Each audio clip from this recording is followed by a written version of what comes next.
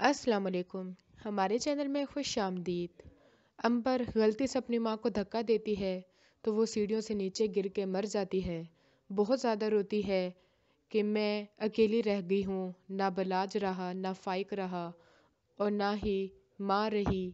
बहुत रोती है और तंग आके वो खुदकुशी कर लेती है।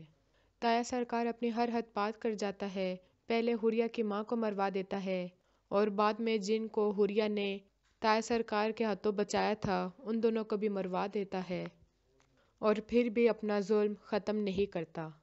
गुलाम दीन से हुरिया को पता चलता है कि उसकी माँ को ताया सरकार ने ही मरवाया है तो हुरिया बहुत रोती है कि मैं ताया सरकार को इतना जालिम नहीं समझती थी। घर आके ताया सरकार से कहती है, अब आपका जुल्म मज़ीद नहीं चलेगा, मुझे अपने माँ के कातलों के बारे में पता चल गया है। ताया सरकार डर जाते हैं और बलाज को बुलवाते हैं और कहते हैं कि अपनी बीवी को लगाम दो वरना मुझे ही कुछ करना पड़ेगा। बलाज अकड़ जाता है और कहता है कि मेरी बीवी को अगर कुछ भी हुआ तो मैं आपका भी लिहाज नहीं करूँगा।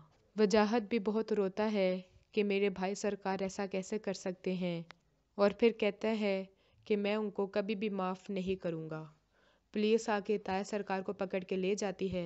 दानिश भी हुरिया को सारी हकीकत बता देता है तो हुरिया उसे थप्पड़ मारती है कि मैं पछता रही हूँ उस वक्त को जब मैंने तुमसे मोहब्बत की थी। और दानिश भी रोता है कि काश उसने ऐसा किया ही ना होता।